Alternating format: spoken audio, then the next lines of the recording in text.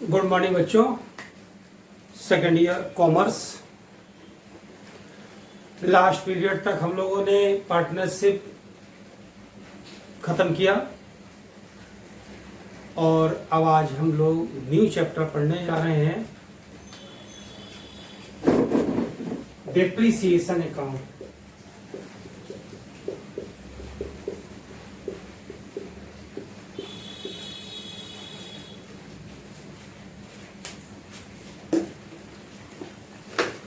Depreciation account हमारे CBSE board में first year में है, सिलेबस फर्स्ट ईयर में है, लेकिन हमारे यूपी बोर्ड में सेकेंड ईयर में है।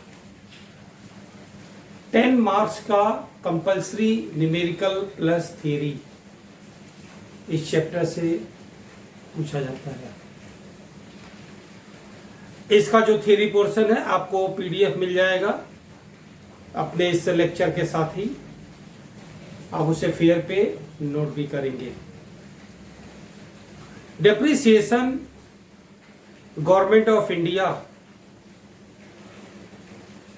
इनकम टैक्स में, गवर्नमेंट ऑफ इंडिया के अकॉर्डिंग उनके जो रूल्स हैं, इनकम टैक्स डिपार्टमेंट में कोई भी बिजनेसमैन हो या पर्सनल कोई पर्सन हो, उसके एसेट्स का वैल्यूएशन करते समय चार्ज किया जाता है, कंपलसरी है। यानी अगर आपके पास 50 लाख का कोई एसेट्स है, फिक्स एसेट्स, और उस पर डेप्रिसिएशन अप्लीकेबल होता है, चार्ज अप्लाई होता है according to rules of income tax,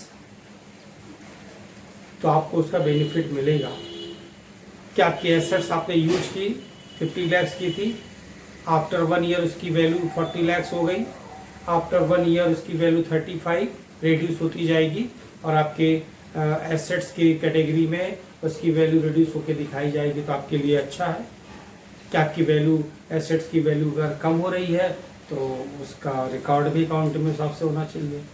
तो इनकम टैक्स में भी अप्लीकेबल होता है। और आपके कोर्स में, हमारे फर्म में, कंपनी में, बिजनेस में जितने भी एसेट्स हैं, अगर उसकी हम ट्रू वैल्यू बैलेंस शीट में नहीं शो करते हैं, फिर तो हमारी बैलेंस शीट का जो फाइनेंशियल स्टेटस शो कर रहा है वो तो फॉल्स हो जाएगा ना। तो हम अपनी बैलेंस शीट की एसेट्स की वैल्यू हमेशा ट्रू होनी चाहिए कि आज 31 मार्च 2020 को, 31 मार्च 2019 को, 31 मार्च 2020 किसी भी एंड ऑफ ईयर में हमारे पास कितने की एसेट्स है। और ये जो एसेट्स की वैल्यू होती है डेप्रिसिएशन लेस करने के बाद ही होती है। आपने फर्स्ट ईयर में अकाउंटिंग के कॉन्सेप्ट में पढ़ा है, कॉस्ट कॉन्सेप्ट। कॉस्ट कॉन्सेप्ट में बताया गया है कि आप अपने एसेट्स की वैल्यू डेप्रिसिएशन चार्ज करने के बाद ही दिखा सकते हैं। तो हमारे कोई भी एसेट्स की वैल्यू लैंड छोड़कर, लैंड पे डेप्रिसिएशन चार्ज नहीं होता। Building, plant, machine, truck, furniture, motor car, कोई भी फिक्स एसेट्स हो, जब हम उसको यूज करेंगे तो उसकी वैल्यू रिड्यूस होगी। तो उसकी वैल्यू को रिड्यूस करते हुए हमें बैलेंस शीट के एसेट्स में दिखाना है। क्योंकि डेप्रिसिएशन नॉमिनल अकाउंट है, हमारे लिए लॉस भी है, तो हम उसकी एंट्री पहले पीएल अकाउंट के डेबिट में शो कर देते हैं और फिर एसेट साइड में डेप्रिसिएशन लेस करके शो करते हैं। तो कोई भी एसेट्स को यूज करने से उसकी वैल्यू में जो कमी होती है उसे डेप्रिसिएशन कहते हैं। तो कोई भी एसेट्स अगर आप यूज करते हैं और मान लीजिए कोई एसेट्स आपने परचेज कर लिया और घर पे रख लिए, उसको यूज नहीं कर रहे हो, तब भी उस पर डेप्रिसिएशन लगेगा। जैसे तुमने एक मोबाइल खरीदा, बिल्कुल सील्ड 10,000 का मोबाइल लिया, डिब्बे में रखा, आपने बोला कि हम 3 महीने के बाद यूज करेंगे। तो ऐसा नहीं है 3 महीने के बाद उस मोबाइल की वैल्यू 10,000 ही रहेगी, कम हो चुकी होगी, क्योंकि आपके मोबाइल खरीदने के बाद उस कंपनी ने एक नया सॉफ्टवेयर डेवलप कर दिया और उसका एक नया मॉडल ला दिया मार्केट में। तो अगर आप उस मोबाइल को बोलें कि चलो हम इसको 10,000 में किसी पर्सन को सेल कर देते हैं और हम दूसरा ले लेंगे, तो पर्सन खुद ही बोलेगा हम आपको 10,000 क्यों देंगे, थोड़े से पैसे बढ़ा के हम नया वर्जन नहीं ले लेंगे, आपको तो वर्जन पुराना हो चुका है। तो डेप्रिसिएशन यूज करने से भी चार्ज होता है। डेप्रिसिएशन कोई नया फैशन की कोई चीज़ अगर आ जाती है जिसको एब्सोलेंस बोलते हैं, इस वजह से भी वैल्यू हमारी एसेट्स की कम हो जाती है। और फ्लैक्चुएशन होने से भी हमारे एसेट्स की वैल्यू कम होती है। लेकिन तीनों में डिफरेंसेस होते हैं, किस किस रीजन से उसकी वैल्यू कम हो रही है। लेकिन ओवरऑल तो हमारे एसेट्स की तो वैल्यू कम हुई ना, चाहे फैशन की वजह से, चाहे फ्लैक्चुएशन की वजह से, और चाहे तो वो हमारे यूज करने से। सपोज करो तुमने कोई गोल्ड खरीदा, गोल्ड की जिस रेट से आज आपने गोल्ड खरीदा है, 1 साल के बाद गोल्ड की वैल्यू कम हो गई तो आपके उस गोल्ड की वैल्यू कम हो जाएगी। गोल्ड की वैल्यू बढ़ गई तो आपकी गोल्ड की वैल्यू बढ़ जाएगी। तो किसी भी रीजन से हम अपने एसेट्स को अपनी अकाउंटिंग में हमेशा अपडेट वैल्यू रखेंगे, और अपडेट वैल्यू वही होगी जो डेप्रिसिएशन लेस करने के बाद होगी। बच्चे ये पहले इसका थ्योरी पोर्शन देख लो जो आपको पीडीएफ में मिलेगा, अपनी फेयर कॉपी पे नोट करोगे। डेप्रिसिएशन की मीनिंग और डेफिनेशन, कॉजेज, डेप्रिसिएशन क्यों चार्ज करते हैं, डेप्रिसिएशन होने के रीजन क्या होते हैं, methods of depreciation. Method depreciation charge करने के कुल 10 मेथड्स हैं, और हमारे आपके कोर्स में 5 मेथड आपको पढ़ने हैं। सारे मेथड्स की डेफिनेशन, और पहले 2 मेथड जो फिक्स मेथड और डिमिनिशिंग मेथड होते हैं उनका आपस में डिफरेंस। इसके बाद और भी थियरी होगी जो आपको और भी टाइम टू टाइम बताया जाएगा, और आप उसे फेयर पे नोट करते रहेंगे, और इससे कुछ न्यूमेरिकल पोर्शन भी आ जाएंगे। तो सबसे पहले मीनिंग और डेफिनेशन, इसको हमने आप ओरली आपसे अभी डिस्कस किया है, इसको आप फेयर पे नोट करेंगे। अब बात होती है डेप्रिसिएशन के मेथड्स कौन कौन से हैं। कॉजेज एक थियरी है, डेप्रिसिएशन क्यों चार्ज करना जरूरी है। तो आपने तो अभी देखा ही कि डेप्रिसिएशन चार्ज करने से हमारे एसेट्स की वैल्यू अपडेट रहती है, ट्रू वैल्यू होती है।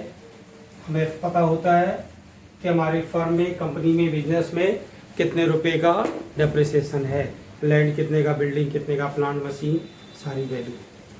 अब हम बात करेंगे मेथड्स की।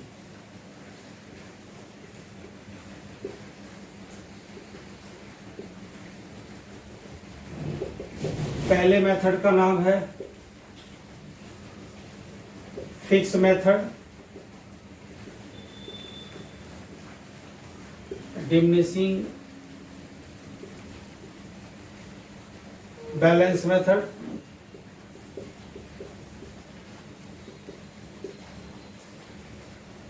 एन्युटी मेथड,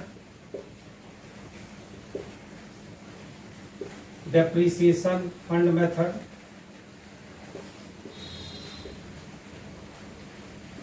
डेप्रिसिएशन फंड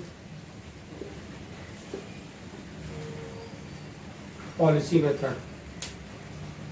ये 5 मेथड है। Fix method, diminishing balance method, annuity method, depreciation fund method, depreciation fund policy method. आपकी सीबीएसई में अगर आप देखेंगे तो आपको ओनली 2 मेथड्स मिलेंगे, बट अपनी बुक में यूपी बोर्ड के शुक्ला की बुक में देखोगे तो आपको 5 मेथड पढ़ने होंगे। ये तो 10 मेथड्स हैं, बट हम लोग को 5 मेथड से अप्लाई होते हैं। नॉर्मली 5 मेथड्स यूज ही होते हैं। तो ये 5 मेथड में सबसे पहले बारी आएगी फिक्स मेथड की। उससे पहले हम इसका अकाउंटिंग पोर्शन आपको समझाते हैं।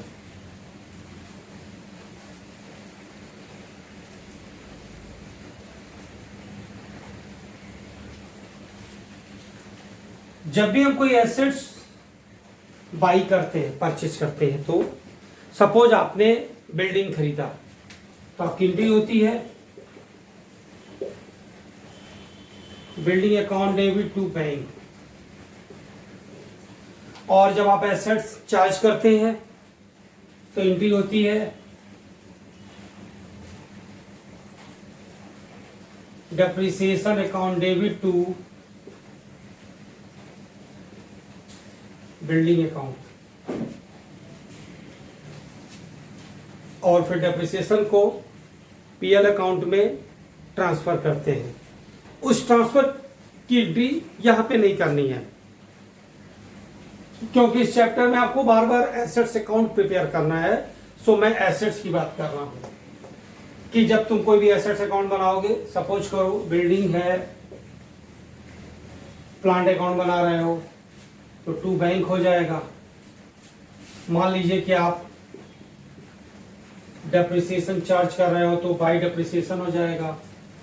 कभी कभी हम बीच में अपना एसेट सेल कर देते हैं तो सेल करने की एंट्री होती है। Bank account debit to plant, मान लो आपने प्लांट सेल किया तो प्लांट, बिल्डिंग, फर्नीचर, जो भी एसेट्स को जब हम सेल करते हैं तो उसकी वैल्यू के हिसाब से हमें देखना होता है हमें प्रॉफिट हुआ या लॉस। लॉस हो जाए तो PL account debit to plant, profit हो जाए तो plant account debit to PL. तो कुल 4-5 एंट्रियां ही आपको करनी होती हैं, उसके हिसाब से आप देखते हैं। तो परचेज करना, सेल करना, डेप्रिसिएशन चार्ज करना, सेल पे प्रॉफिट या लॉस का होना, ओवरऑल इतने एंट्रियां हैं हमारे पूरे चैप्टर में। तो हमें एंट्रियों में कोई प्रॉब्लम नहीं होती है। अब हम बात करेंगे मेथड्स की, ध्यान से सुनिएगा।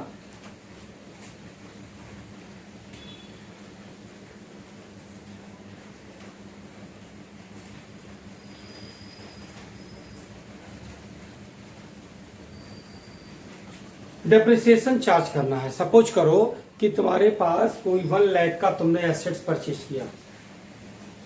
अब अगर आपने एसेट परचेज किया 1 अप्रैल को तो 31 मार्च तक उस साल 12 महीने यूज किया, और आपने एसेट परचेज किया 1 जुलाई को तो उस साल 31 मार्च तक आपने 9 मंथ यूज किया, जुलाई, अगस्त, सितंबर, अक्टूबर, नवंबर, दिसंबर, जनवरी, फरवरी, मार्च। सपोज करो आपने एसेट परचेज किया 1 अक्टूबर को तो उस साल मार्च तक तो 6 महीने हुए, तो 6 महीने का डेप्रिसिएशन होगा। आपने कोई एसेट परचेज किया 1 मार्च को तो 1 मार्च से 31 मार्च 1 मंथ होगा, तो उस कनेक्टेड ईयर में तो जितने पीरियड यूज करोगे उतने मंथ का डेप्रिसिएशन चार्ज होगा।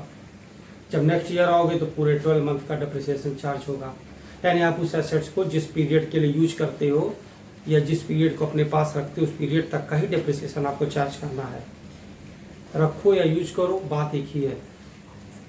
सेल कर दिए तो खत्म, और अगर आपके पास है तो आपकी बैलेंस शीट में जरूर रहेगा, शो रहेगा। आपको डेप्रिसिएशन चार्ज करना कंपलसरी, आपके लिए फायदा भी है, आपके एसेट्स की वैल्यू सही शो होगी, और ये आपके लिए बेनिफिशियल होता है अकाउंट पॉइंट ऑफ व्यू से, इनकम टैक्स के पॉइंट ऑफ व्यू से, और हर मायने में आप हमेशा ट्रू पोजीशन में रहते हो, कोई फॉल्स नहीं होता उसमें कि आपकी बैलेंस शीट में एसेट्स तो इतने का है लेकिन रियल में इतने रुपए का है, ऐसा कुछ नहीं होता। डेप्रिसिएशन चार्ज करना हर साल 10%, 15%, 20% जो भी उस पर परसेंट अप्लीकेबल होता है। जब आप बड़ी क्लासेस में जाओगे तो गवर्नमेंट ऑफ इंडिया ने हर एक एसेट्स के ऊपर परसेंटेज फिक्स कर दिया। सपोज कीजिए कि आपकी कोई पल्सर बाइक है और उस पर डेप्रिसिएशन लगाना है 15%, तो अगर 1 लाख की बाइक है और 1 साल तुमने पूरा यूज किया तो 1 लाख का 15% 15,000 रुपये इसकी वैल्यू लेस हो जाएगी, और नेक्स्ट ईयर के बिगिनिंग में उसकी वैल्यू मानी जाएगी 85,000। तो 1 लाख का तुमने खरीदा तब 15% 15,000 रुपये लेस कर लिए तो हुए 85,000, तो 50,000 वैल्यू हो गई। अब आप अपनी बाइक को पूरे साल भर 4-5 बार उसको ड्राइव किए हो, घर में बिल्कुल चमका के वॉशिंग करके बहुत फर्स्ट क्लास घर पे रखे हो, कब यूज कर रहे हो, तब भी 85,000 वैल्यू। उसको बहुत चलाए, बहुत ज़्यादा उसको यूज किए, खड्डे में चलाया, इधर कराया, कई बार गिर भी गई, स्क्रैचेस पड़ गए, तब भी उसकी वैल्यू 85,000। तो कंक्लूजन ये निकला कि हम एसेट्स की वैल्यू पे जो डेप्रिसिएशन चार्ज करते हैं वो टाइम के हिसाब से चार्ज होता है। अगर आपकी बाइक चोरी हो गई, आपने इंश्योरेंस करा रखा है, तो ये बात नहीं मानी जाएगी कि आपने बाइक को बहुत रफली चलाया था तो उसकी वैल्यू तो 1 लाख की बजाय 60,000 हो गई थी 4 महीने में ही, और आपको हम 60,000 देंगे, ऐसा नहीं है। इंश्योरेंस कंपनी भी जब आपको उसका क्लेम देगी तो वो देखेगी कितने टाइम के बाद चोरी हुआ, उतने टाइम का डेप्रिसिएशन लेस करके उसकी वैल्यू उसके रूल्स के हिसाब से, यानी कि टाइम के हिसाब से किसी एसेट्स की वैल्यू फिक्स होती है। यूज हाँ, तुम्हारे पास उसकी जो यूटिलिटी है वो कितनी मिल रही है, ये अलग बात है। कोई आपने प्लांट खरीदा, फैक्ट्री में लगा लिया, गन्ने की पेराई हो रही है, शुगर मिल में लगा, चीनी निकल रहा है, ज़्यादा यूज करोगे तो बेरिंग खराब होगी, मोटर पे असर पड़ेगा, तो उसकी जो कैपेसिटी है टन पर टन कैपेसिटी शुगर निकालने की, चीनी निकालने की, वो शायद कुछ कम हो जाएगी। बहुत कायदे से यूज करोगे, ज़्यादा यूज नहीं करोगे तो उसकी कैपेसिटी ज़्यादा रहेगी, ये एक अलग बात है। आपने प्लांट को ज़्यादा यूज किया, मैंने प्लांट को कम यूज किया, अगर 8 महीने यूज किया, उस साल 1 साल यूज कर लिया, तो जो डेप्रिसिएशन होगा हमारा और आपका वैल्यू उसकी बराबर आएगी।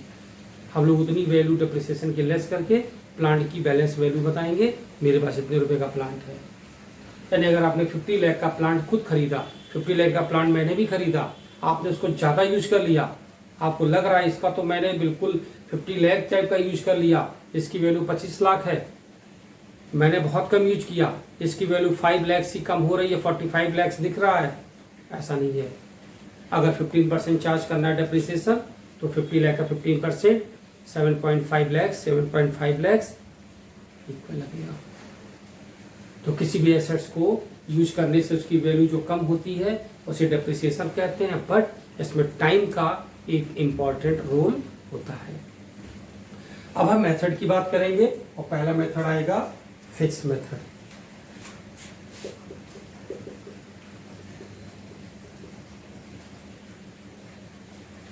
आपको जो पीडीएफ मिलेगा आप उसे फेयर पे जरूर नोट करेंगे। उस पीडीएफ के बाद यहाँ भी कुछ हम लिखने जा रहे हैं, इस मेथड का नाम डालोगे हेडिंग और इसे भी नोट करोगे। तो पहले आप पीडीएफ नोट करेंगे, उस पीडीएफ के नोट करने के बाद आप इसे नोट करेंगे। यहाँ पे फार्मूला कुछ बताने जा रहे हैं। तो पहले मेथड का नाम है फिक्स मेथड। आप जब इसकी डेफिनेशन देखेंगे तो इसमें आपको फिक्स मेथड को straight line method, simple method, original cost method जैसे नेम से भी कॉल करते हैं। जब आपके एग्जाम में कोई न्यूमेरिकल आएगा तो आपको उसमें देखना पड़ेगा हमें कौन से मेथड से सॉल्व करना है, क्योंकि एक ही एसेट्स को डेप्रिसिएशन, एक ही क्वेश्चन को डेप्रिसिएशन चार्ज करने के लिए आप कोई भी मेथड अडॉप्ट कर सकते हैं। फिर आपको क्वेश्चन देखना होगा कि आप कौन सा मेथड आपको बताया गया है, फिक्स मेथड या डिमिनिशिंग मेथड या कोई और मेथड। तो जब आप उसको देखेंगे कि फिक्स मेथड कहा गया है या इसका दूसरा नाम है सिंपल मेथड कहा गया है या तीसरा नाम ओरिजिनल कास्ट मेथड कहा गया है, तो जो मेथड कहा जाएगा उस मेथड का नाम अगर आप जानते रहेंगे, जैसे स्ट्रेट लाइन मेथड भी कहते हैं, तो आप इसके हिसाब से। अब हम बात करेंगे फिक्स मेथड की। इस मेथड में डेप्रिसिएशन का जो अमाउंट है वो हर साल फिक्स होता है। यानी अगर 10% कोई डेप्रिसिएशन एसेट्स पे फिक्स कर दिया गया, तो अगर आपका प्लांट 50 लाख है तो पहले साल भी 5 लाख लेस करोगे, 45 लाख हो जाएगा। नेक्स्ट ईयर जाओगे फिर 5 लाख लेस करोगे तो 40 लाख हो जाएगा। फिर थर्ड ईयर जाओगे फिर 5 लाख लेस करोगे, अब 35 लाख हो जाएगा। फिर 30 लाख, फिर 25, फिर 20, ऐसे 5-5 लाख होते हर साल लेस करते रहोगे। ये फिक्स मेथड होता है। इस मेथड में 2 फार्मूले अप्लाई होते हैं, क्योंकि ये माना गया कि कोई भी अगर एसेट से यूज कर रहे हो तो उसकी एक लाइफ टाइम तो होती है। कोई भी एसेट्स है तो 10 साल, 15 साल, 5 साल, 7 साल एक है। जैसे तुम्हारी जो बाइक होती है, स्कूटी, कार, मोटर, ट्रक होती है, इसकी एक एस्टिमेटेड लाइफ मान ली गई 15 साल। तो हमारे आरटीओ में जो रोड टैक्स लगता है, जब लोग टैक्स जमा करते हैं, वो 15 ईयर्स का एक गवर्नमेंट ने बेस मान लिया और उन्होंने ले लिया। अब आपकी बाइक 15 साल नहीं भी चल सकती है और 15 साल से ज़्यादा भी चल सकती है, तो उन्होंने एक एवरेज मान लिया कि इसका लाइफ टाइम 15 साल है और एक एवरेज के हिसाब से टैक्स कैलकुलेट कर लिया। आपने स्कूटी खरीदी, आपको 4,000 रुपये टैक्स देना है, तो 4,000 दे दीजिए, लाइफ टाइम के लिए ख़त्म, वन टाइम टैक्स गवर्नमेंट को दे दिया। तो कोई भी एसेट्स होता है उसकी एक लिमिट होती है यूज करने की। आखिर ये मोबाइल, ये बाइक, ये जनरेटर, ये कूलर, ये एसी कब तक चलेगा? ये सीलिंग फैन, टेबल फैन, ये पंप वाला पानी का मोटर, ये कब तक चलेगा? 5 साल चल जाएगा, 3 साल चल जाएगा, 6 साल चल जाएगा। हमारा फ्रिज है तो कितने साल तक चलेगा, लेकिन कभी आप अपने घरों में देखें तो कहेंगे ये फ्रिज 30 साल से चल रहा है, एक अलग बात है। कोई बोलेगा मेरा फ्रिज तो 5 साल के बाद खराब हो गया, लेकिन सबकी एक एस्टिमेटेड लाइफ होती है, मानता होता है। हर सामान का, एक कपड़ा ही खरीदते हो, ड्रेस लेते हो, तो उसका भी एक लाइफ हो जाता है कि 5 साल, 6 साल, 7 साल, 2 साल, 6 महीना, 8 महीना, 10 महीना। तो आप जब क्वेश्चन लगा रहे हो और अगर आपका फिक्स मेथड है तो फिक्स मेथड अगर क्वेश्चन में लाइफ टाइम एसेट्स जब दिया रहेगा तो कोई भी एसेट्स की जब एक लाइफ फिक्स होती है, अनुमान एज्यूम कर ली जाती है, तो उसके बाद वह सामान स्क्रैप हो जाता है।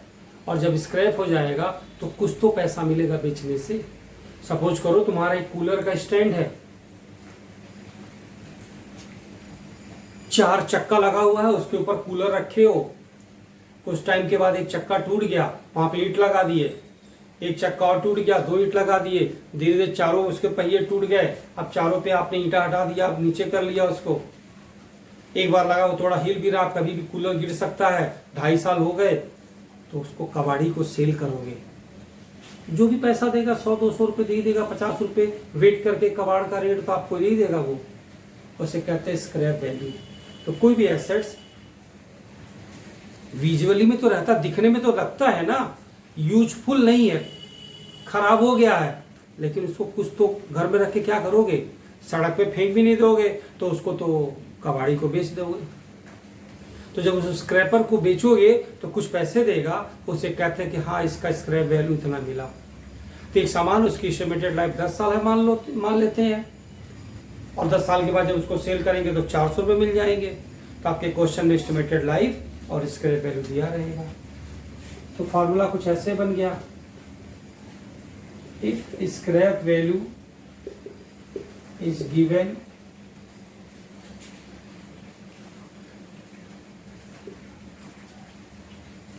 दो चीजें हो जाती हैं, scrap value and estimated life of assets is given. तो अगर कोई क्वेश्चन आपने पढ़ा और फिक्स मेथड से सॉल्व करने को कहा गया है और उसमें स्क्रैप वैल्यू और एस्टिमेटेड लाइफ दी गई है, तो डेप्रिसिएशन इक्वल टू होता है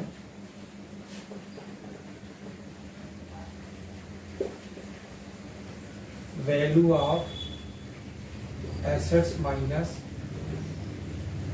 scrap value upon estimated life of assets. और कभी कभी क्वेश्चन में ये चीज़ें नहीं दी होती हैं, डेप्रिसिएशन का परसेंटेज दिया होता है 15%, 10%, 12%। If rate of depreciation is given, तो डेप्रिसिएशन इक्वल टू होता है value of assets rate upon 100। दोनों में से फिक्स मेथड का क्वेश्चन सॉल्व करते समय कौन सा फार्मूला अप्लाई करेंगे, ये डिपेंड करता है क्वेश्चन की इंफॉर्मेशन के हिसाब से। तो हम लोग नेक्स्ट वीडियो से फिक्स मेथड के न्यूमेरिकल सॉल्व करेंगे। एक बार और सुन लो, कंफ्यूज नहीं होना। आपको जो पीडीएफ मिलेगा उसकी आप थ्योरी पेयर पे नोट करेंगे, नोट करने के बाद फिर इस मेथड का नाम लिखेंगे, इसके फार्मूले लिखेंगे, इसके न्यूमेरिकल्स चलेंगे। यूँ तो तरीका यही है, शायद आपको बताया भी गया हो, हमने बताया भी होगा स्टार्टिंग में कि थ्योरी की कॉपी अलग और न्यूमेरिकल की कॉपी अलग हो तो बेहतर होता है। अगर बाय द वे आपने अगर ऐसा आपने ना किया हो, न कर पाए हो, तो जो थ्योरी पीडीएफ की मिलेगी उसको नोट करने के तुरंत बाद फिक्स मेथड लिखोगे, ये फार्मूला नोट करोगे और फिर इसके न्यूमेरिकल्स आएंगे और जब अगला मेथड आएगा तो ऐसे ऐसे आपको उसकी डेफिनेशन भी मिलती जाएगी।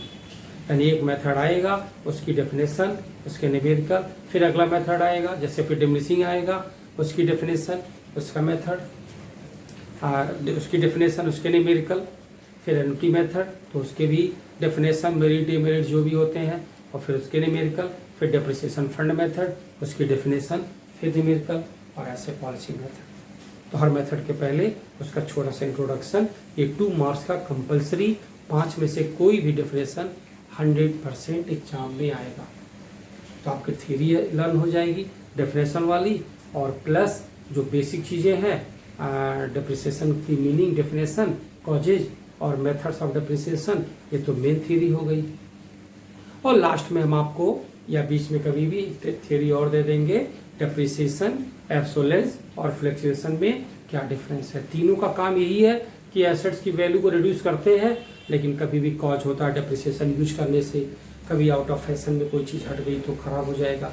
आपके ड्रेस आउट ऑफ फैशन हो गए, अभी आपने पिछले महीने लिया था 2000 रुपये की जीन्स लिए थे, लेकिन अब वो फैशन में दूसरा वाला आ गया तो आपकी जीन्स तो बेकार हो गई ना।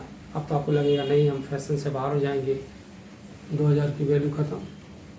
और कभी कभी रेट फ्लक्चुएट होते हैं, इस वजह से भी हमारे एसेट्स की वैल्यू कम खराब हो जाती है।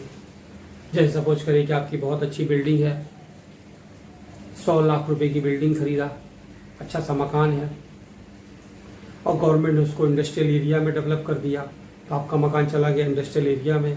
अब उसकी वैल्यू रेजिडेंशियल पर्पज़ के लिए तो कम हो जाएगी, तो उसकी वैल्यू फ्लक्चुएट कर गई ड्यू टू दूसरे रीजन से। आपका मकान तो बहुत अच्छा, फर्स्ट क्लास चमक रहा वैसे ही, लेकिन गवर्नमेंट का रूल हो गया वो इंडस्ट्रियल एरिया मान लिया जाएगा और वो हाउसिंग के लिए अच्छा नहीं है, तो आप उसको सेल करेंगे तो कुछ पाएंगे नहीं। कोई बोलेगा भाई मैं क्यों वहाँ पे संभाल लूँ, क्यों वहाँ पे मैं अपना फ्लैट और मकान या जो भी है, तो कोई भी रीज़न। ये डिफरेंस भी आपको बीच में कभी मिलेगा, इसको भी आप अपनी कॉपी में नोट कर लेंगे। तो इस तरीके से डेप्रिसिएशन की शुरुआत हो गई है। पिछला जो आपने पार्टनरशिप अभी ख़त्म किया है उससे भी आप जरूर रिवाइज करते रहें। हमें लगता है कि आपको शायद सारे न्यूमेरिकल मैक्सिमम सॉल्व भी कराते हैं, समझाते भी हैं, फिर भी आपको कोई प्रॉब्लम होती है तो आपको ज़रूर क्वेश्चन पूछना चाहिए। आप हमेशा रिवाइज करते रहिए पार्टनरशिप के जो भी पोर्शन आप तब तक देखिए। चलिए बच्चों, नेक्स्ट वीडियो में हम लोग न्यूमेरिकल्स पे आ जाएंगे। ठीक है बच्चों, थैंक यू।